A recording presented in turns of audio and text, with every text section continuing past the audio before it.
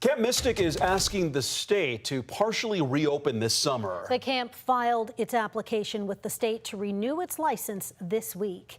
It's been about 9 months since 27 campers and counselors lost their lives when floodwaters swept through the Kerr County camp on July 4th. Several of the families who lost loved ones at Camp Mystic have said they do not want the camp to reopen this summer. KVUE's Daniel Perot is live at the Travis County Courthouse, where attorneys for the camp and families of those who died were back in court this afternoon.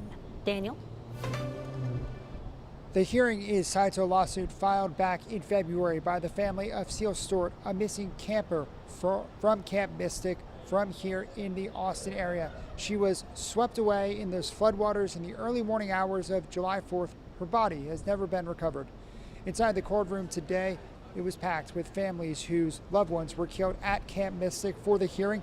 Last month, Travis County Judge Maya Gamble issued a temporary injunction. As part of that, Camp Mystic has to stop renovations and construction at the camp's Guadalupe River site, where the worst of the flooding happened. Camp Mystic appealed that ruling, arguing that they did not get due process in that hearing. Based on what Camp Mystic filed with the state this week, Brad Beckworth, an attorney representing the Stewart family, says the way the camp wants to operate this summer is not in line with the judge's order. They have decided they're going to use all of the camp. They even say they're going to have kids snorkeling in the very Guadalupe River on the Guadalupe side where all these children died. So they have completely disregarded her injunction order. That's a frightening issue for us.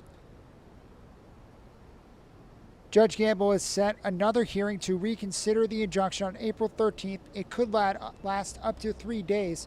There will be more arguments and testimony starting, we expect, with Edward Eastland, the son of Camp Mystic owner Richard Eastland, who died in the flooding. Edward will continue his testimony from last month's hearing. Camp Mystic is planning to only reopen its Cypress Lake campus, which was not affected as much by the floodwaters. In a statement, Camp Mystic told me today its Cypress Lake campus is, quote, in compliance with all aspects of the state's new camp safety laws and has implemented additional safety measures that exceed the requirements of those laws. This is one of 5 different lawsuits that are ongoing against Camp Mystic. In addition to several of the families, Lieutenant Governor Dan Patrick has also publicly called on the state not to renew the camp's license. He says that state lawmakers will hold hearings this spring about what happened at Camp Mystic. Live in downtown Austin, Daniel Perot, KVUE News.